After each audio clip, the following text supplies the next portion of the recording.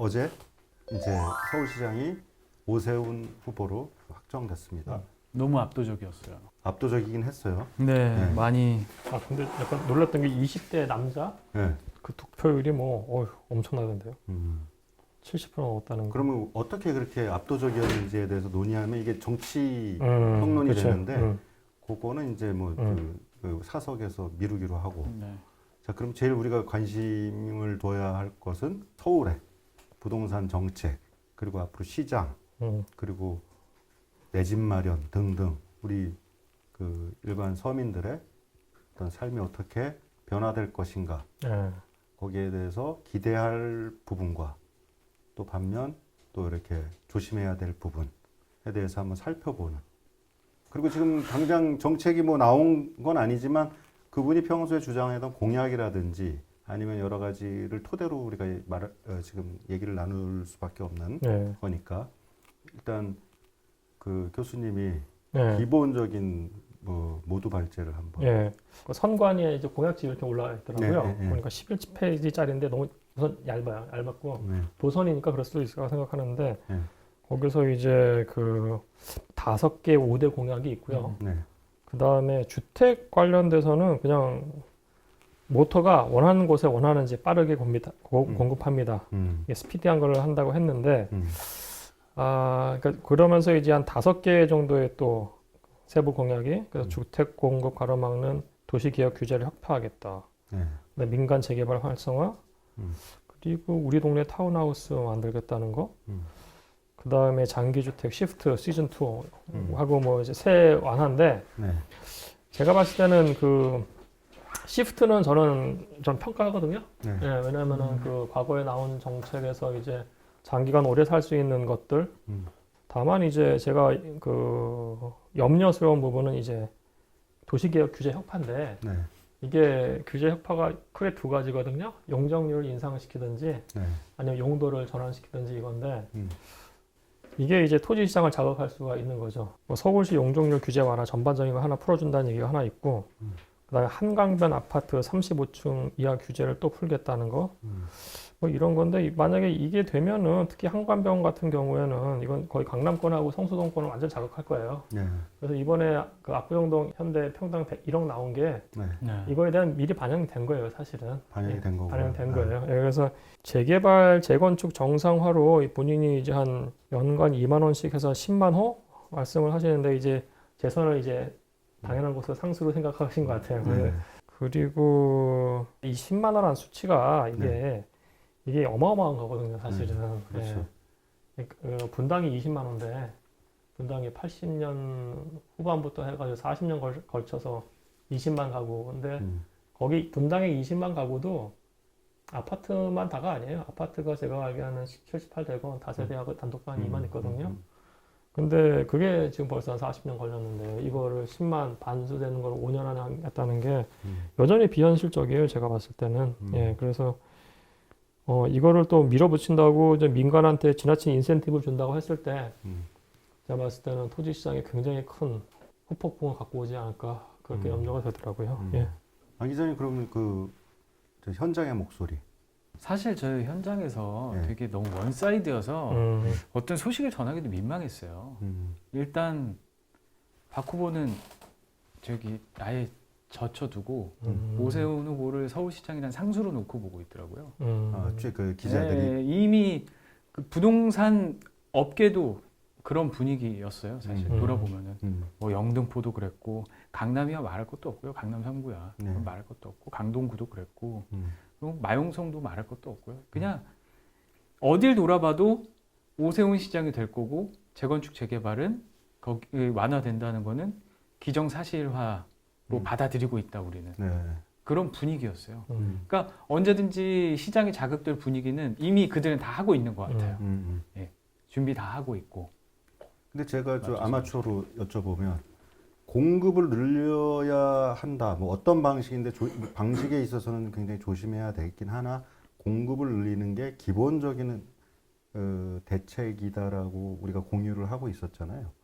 근데 그러다 보면 어차피 시장은 가격이나 여러 가지에서 과열될 수 수밖에 없는 거는 감수해야 되는 거 아닌가요? 그러니까 조건을 맞췄으면은 네. 언제쯤에 어디서 이게 될 거라는 사인을 명확하면 되거든요. 네.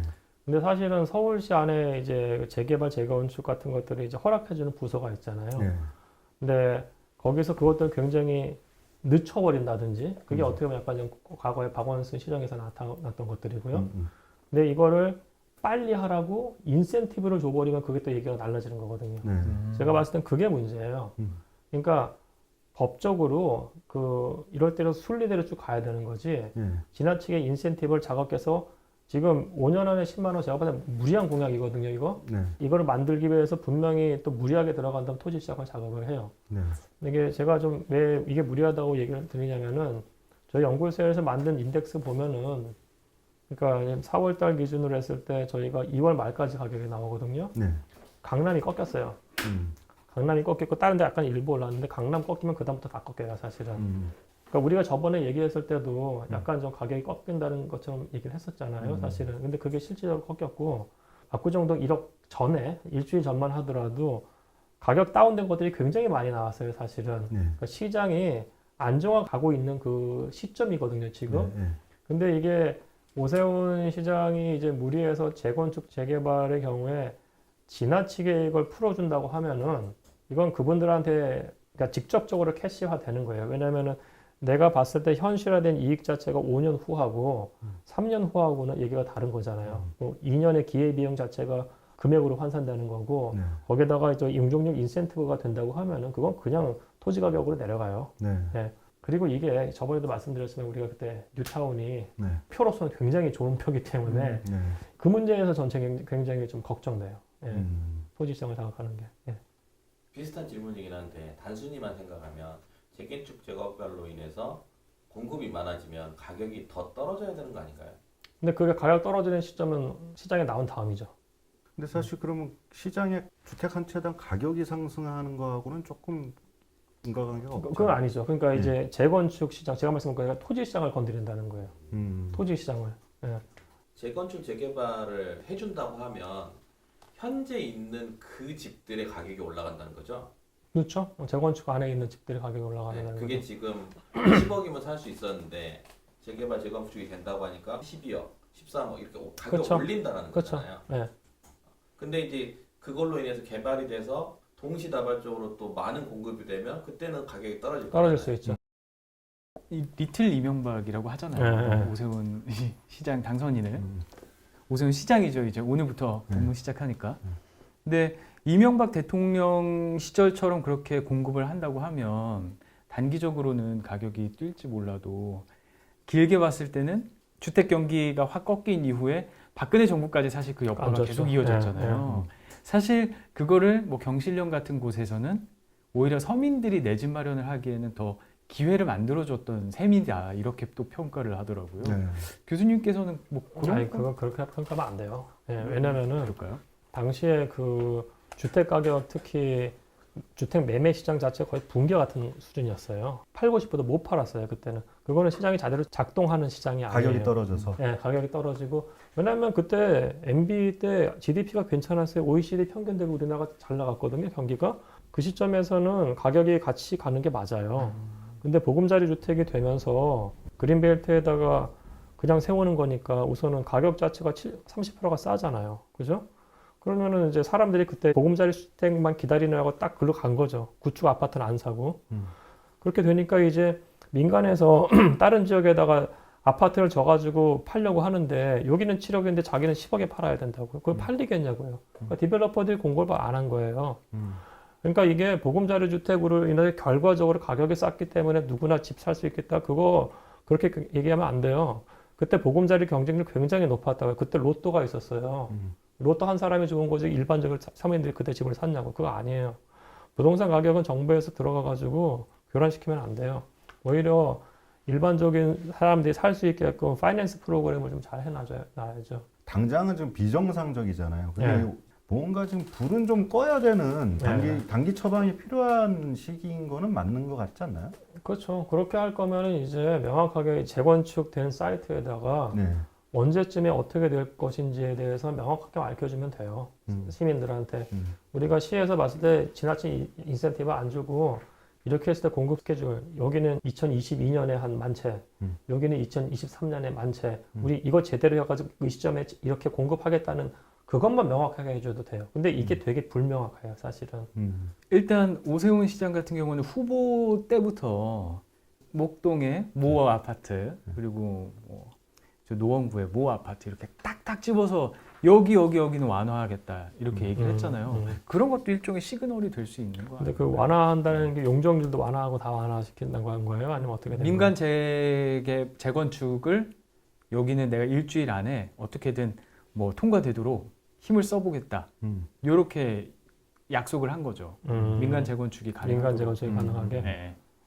근데 그거를 한번 제가 내용을 잘 몰라서 네, 제가 한번 정확하게 네. 좀 찾아보겠습니다. 그게 서울시장의 권한 범위 내에 것이죠. 있는데 근데 그게 이제 국토부하고 어떻게 되는지 모르겠는데요. 그런 기사들도 있더라고요. 한다고 해도 국토부랑 정부랑 조율이 안 돼서 그렇게 쉽게는 못할 것이다.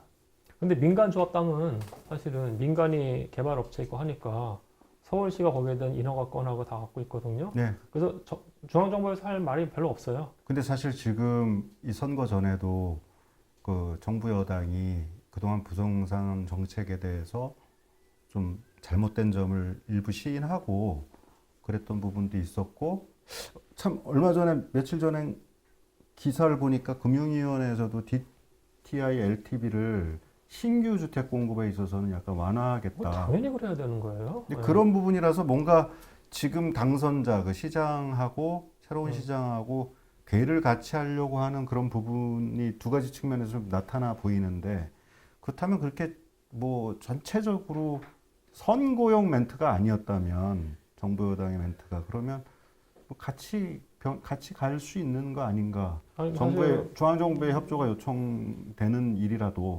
그렇죠. 아니 오세훈 시장에 대한 호불호를 넘어서서 네. 정책 방향 자체가 올바르게 간다고 하면 같이 가야죠. 사실은요. 예. 사실 이제 35층 룰 같은 경우는 오세훈 시장 같은 경우는 바로 풀겠다는 입장이었고 정부도 그런 35층 룰 같은 거는 좀 용적률을 더 얹어줄 수 있으면 얹어주는 쪽으로 하겠다 해서 사실상 이제 풀어주는 쪽으로 협조하겠다 이런 스탠스였잖아요. 예. 그럼 앞으로 요거는 그냥 거의 명약 완화하다고 아마 봐야겠네요. 그럼 그렇게 갈 것 같은데 사실 이게 좀 문제가 있는 게 예전에 2009년인가 10년에 오세훈 시장이 이제 우리나라 한강변 뭐 안 예쁘다고 뭐 독창적인 아파트 소리 하면서 거기다 용적률 인센티브 갑자기 줬어요. 그러면서 그게 뭐냐면은 용적률을 갑자기 그러니까 이론상으로 봤을 때 그래 여기가 조합이 있어. 여기 용적률을 높이면은 여기서 뭔가 해서 잘 되겠지라고 생각하는데 그게 착각인 것이 그거를 발표하는 순간 그게 다 가격에 내려와 버려요. 사실은 디벨로퍼는 더 개발하기 힘들어져요. 사실. 항상 얘기했던 거 교수님이. 네. 그래서 사실은 외국에서는 어떻게 하냐면은 그 TDR이라는 게 있어요. Transfer Development Right인데 용적률을 거래하는 거예요. 그러니까 지금 북촌하고 압구정동을 보자고요. 북촌은 한옥이고 집단지구고 이게 역사적인 유물일세 이거 보존이 맞아요. 근데 거기 사는 사람들이 사실 거기 한 1종이 150%잖아요. 2종이 200%고 그럼 거기 150%는 되거든요. 그러면은 150%까지 질 수 있는 건데 못 짓잖아요, 한옥은. 그죠? 용적률 100%도 못 찾아 먹어요. 건폐율 때문에. 건폐율 뭐 50%에서 90% 올리는 것도 지금 할까 말까 뭐 그 얘기하고 있는데 그럼 이 사람들 피해보고 있는 거거든요. 사실은. 그러면은 그 거주자 입장에서 한옥이라는 서울시의 유산을 갖춰야 되니까 당신들이 피해보라는 거예요, 사실은. 거기에 대한 인센티브 아무도 없었어요. 물론 인센티브 있어요. 리모델링한테 돈 주는 거. 몇십 년 만에. 그것 빼고는 아무것도 없어요. 사실 재산세에 대한 뭐도 없고. 그럼 이 사람들 피해보거든요. 근데 한강변에 있는 부자 아파트들한테 우리가 서울시는 멋진 아파트 스카이라인이 필요하니까 용적률 주택 만들어봐. 말도 안 되는 소리예요. 그 사람들이 멋진 게 할 거면은 용적률 250%라고 하면은 여기서 150%돈 주고 사는 거예요, 사실은. 용적률을 거래하게 해야 돼요. 민간에서. 우리나라에서 왜 그 제도가 아직 없죠? 없어요. 그 TDR이라고 아까 말씀하신 게 그 저기 뭐야 개발권 양도제. 맞습니다. 예. 네. 그래서 뭔가 공적 제한에 의해서 자기 재산권이 제한받는 사람들은 돈으로 보상하는데 다른 사람들한테 다른 동네로요. 다른 동네 다른 사람한테 나의 이 제한받는 개발권을 팔 수 하는 있게. 거죠. 예. 그럼 이제 한강변 35층 뭐 용적률 완화되는 부분에서 그걸 돈 주고 사야죠. 돈 주고 사서 그렇죠. 예, 그런 제도를 좀 도입할 필요가 있는 거네요. 그럼요. 이게 사실 한강변 지금 제일 고가 아파트들인데 네. 아파트의 스카이라인이 아름다우면 서울시 경쟁력 제가 봤을 때 아니거든요. 근데 그렇게 만들려고 해서 부자들한테 자 용적률 줄 테니까 알아서 한다고 만들어 보세요. 그럼 말이 안 되는 정책이에요, 사실은. 그게 맞다고 하면은 부자들이니까 알아서 거래하면 되는 거예요, 사가지고. 근데 그렇게 해가지고 압구정동 평당 가격이 1억이면 어떠고 2억이면 어때요, 사실은. 예. 그럼 그렇게 가는 거죠. 그냥 그 사람들 알아서. 알아서 하는 거죠. 왜 그 사람들한테 인센티브를 주냐고. 목초원 사람들한테 인센티브를 안 주고. 말이 안 되는 거예요. 예. 근데 뭐 여담인데 네. 그 저기 한강변 35층이 뭐 문제가 있다라는 주장에는 뭐 경관 때문인가요? 환경 때문인가요? 어떤 건가요? 경관 때문에 그런 거 경관, 같아요. 경관이 네. 때문에 그런 건데 사실은 예전에도 말씀드렸는데 서울이 정말 예쁜 도시잖아요. 네. 그러니까 강이 흐르고 주변에 산이 있어가지고 그 뷰가 있는 도시가 많지가 않아요, 사실은. 국립공원들 뽕뽕뽕뽕. 그렇죠. 있고. 네. 네. 과거에 옥수동 쪽에서 반포 바라보면 반포가 다 성냥각이고 딱 네. 깔끔하게 정리되어 있어가지고 뒤에 관악산이 되게 예쁘게 보였어요. 지금 보면은 뭐 레미안 프레스티지 뭐 이게 다 엄청나게 올라와가지고 가렸어. 안 보여요, 산이. 그런 뷰가 있는 도시가 없어요. 그 만약에 뷰가 그렇게 경쟁력이라고 하면 그 뷰를 살릴 생각을 해야지. 한강변에 예쁜 아파트 쭉쭉 있는 거 그거 뭐 중국 가면 다 있는데요. 엄청나게 예쁘게 디자인 우리보다 뛰어나게. 그렇게 따지면 건물, 건축물의 디자인에 더 신경을 써야 되는 거지 층고에 신경 써야 되는 게 아니잖아요. 아니에요, 그렇죠. 예. 이들 주장은 그거잖아요. 층고를 완화해주면은 독창성 있는 디자인이 나올 수 있다. 왜냐면 건폐율하고 용적률을 계산을 해서 만약에 이 건폐율을 조정을 해서 여기를 좀 더 올릴 수 있다면은 여기를 좀 더 올리고 반면에 여기는 좀 건폐율을 높이되 층수를 낮게 해서 여기 뭐 좀 다양한 스카이라인을 만들겠다 이런 게 또 그 사람들 주장이긴 하잖아요. 근데 그게 사실은 디자인 가이드라인을 할 거면은 네. 그러니까 서울시 안에 재개발청 같은 데가 있어가지고 디자인 가이드를 명확하게 줘야 돼요. 옛날에 한 10몇 년 전에 서울시에서 이런 게 있었어요. 건축물 옥상의 디자인을 독특하게 하면 가점 주는 게 있었거든요.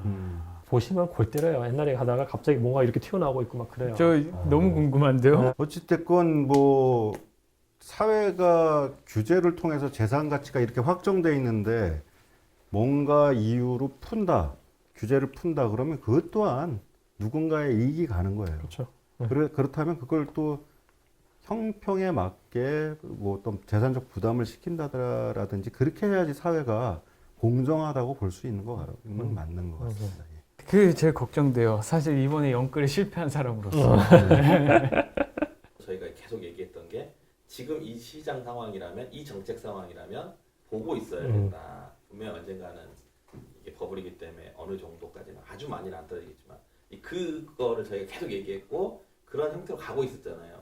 근데 이제 이게 계속 그런 형태로 갈 것인지 아니면 또 변화가 올 것인지 이런 거에 대한 불안감? 그러니까 이게 제 생각엔 아마 투자처를 나눠야 될 것 같아요.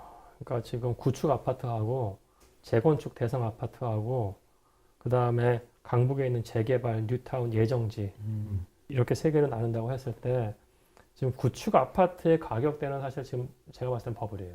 그리고 여기는 가격이 오를 수밖에 없는 게 용적률 인센티브 주거나 아니면은 개발을 빨리 한다고 했을 때 그게 가격으로 그냥 투영돼요. 그러니까 재건축 예정 아파트의 가격이 오르는 거는 그건 그냥 저렇게 되겠구나라고 가야 돼요, 사실은. 얘가 오른다고 구축이 오를까는 좀 봐야 되는데 제 생각에는 이건 데이터를 좀 더 봐야 될 것 같아요. 그 문제의 핵심은 또 강북에 있는 재개발을 하려는 데인데 제 생각에는 엄청나게 많은 동네들이 다 재개발 해달라고 할 거예요. 제가 봤을 때는.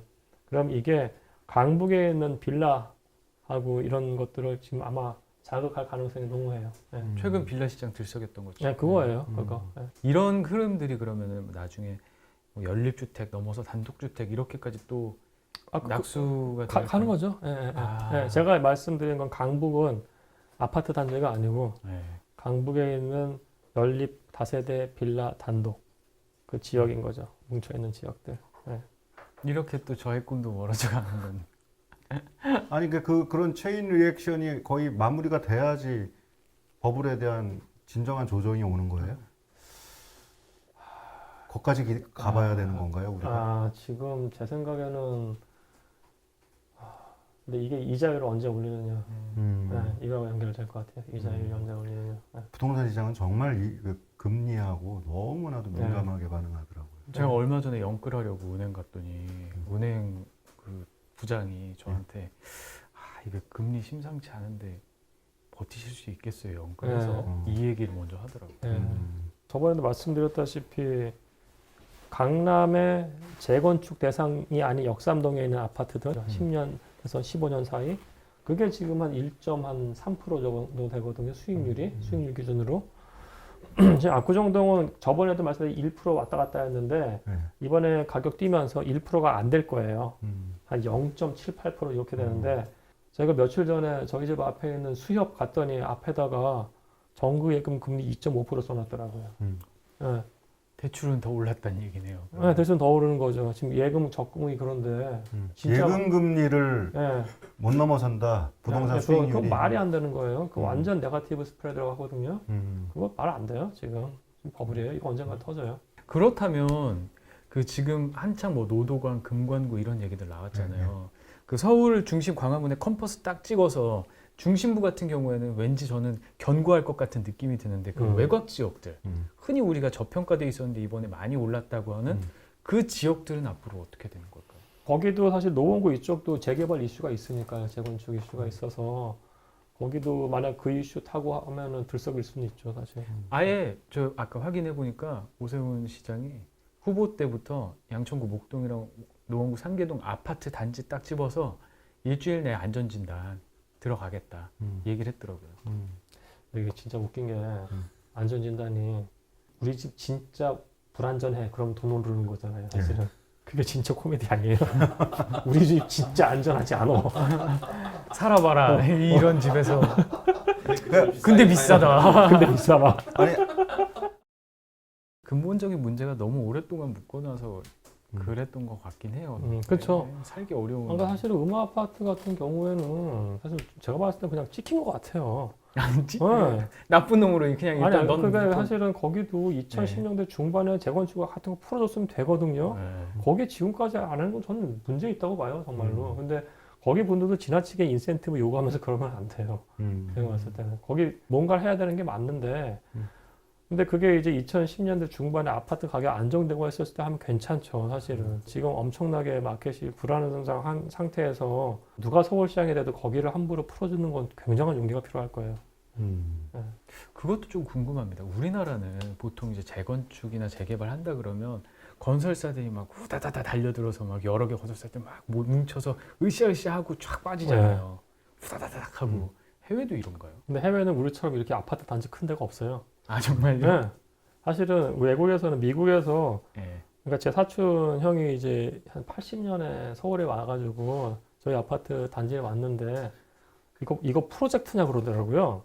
그러니까 외국에서 프로젝트가 뭐냐면은 공공이 개발한 저소득 임대 아파트를 프로젝트라고 해요. 근데 그러니까 미국 가보시면은 이렇게 아파트 단지화된 데는 프로젝트가 단지화돼 있지 대부분의 좋은 아파트들은 한 동, 두 동, 세 동이래요. 우리나라 주상복합처럼. 일본도 아파트 단지 동경치 내에는 그렇게 많지 않잖아요. 근데 이제 중국은 대단지가 있죠. 중국 도시들 대단지 있고 싱가포르도 조금 있고요. 지금 우려점을 주로 말씀하셨어요. 이제 연착륙 내지는 뭔가 스무디하게 가기 위해서 고언을 한번 해주신다면. 본인이 과거에도 시장 오래 하셨기 때문에 전문성도 있다고 보고 그러면 이제 재건축 재개발 이거를 법이 용인하는 한에서 좀 시장 상황을 가면서 적법하게 이렇게 갔으면 좋겠어요. 무리하게 빨리빨리 한다는 게 아니고 그 관점에서 가야 되고 특정 지역에 특정한 혜택을 주는 것들은 제 생각 굉장히 무리수이기 때문에 오히려 사회적 약자가 있는 동네를 살펴봐야지 한강 르네상스 2 얘기 또 나오더라고요. 아이고. 그게 사실 대부분의 부자 동네인데 지금 거기에 집중하지 마시고 강북에 있는 동네에 좀 서민 동네에 대한 집중을 했으면 좋겠고 좀 사회적 약자에 대한 배려 같은 거 시스프트 이런 거 저는 찬성하거든요. 그거를 좀 더 활성화시킬 수 있는 방안에 대해서 좀 더 고민하시면 좋을 것 같아요. 단기간 내에 뭘 하려고 하기보다는 시간을 좀 두고 로드맵을 착착착 그렇죠. 해서 제시를 하는 게 그렇죠. 더 낫다는 말씀이에요. 뭔가 시그널을 줌으로써 뭔가 시장에 영향을 미칠 수 있잖아요. 액션 하기 전에 어떤 시그널을 줍니다. 그렇죠. 그런 시그널은 어때야 된다고 생각하시는 건가요? 아, 시그널이요? 네. 좀 과도하게 특정 집단한테 이제 혜택하는 그런 시그널이 아니고 네. 어떤 원칙이 있어요. 원칙 안에서 되는 것들은 우리가 봤을 때 여기는 이 정도에 몇 년에 어떻게, 저 지역은 언제 어떻게, 이 지역은 안 좋으니까 이건 우리가 이런 계획을 해서 이렇게 할 것이다. 그 청사진을 줘야죠. 그러니까 특정 단지 찍어놓고 내가 이렇게 다 해줄게요. 그러면 안 되죠. 왜냐하면 다른 단지도 다 그럴 거 아니에요. 왜 저기만 예뻐요? 우리도 해주세요. 그러면 안 해줘요. 해줘야죠. 거기도. 그러면 안 돼요. 원칙을 정해야 돼요. 지금.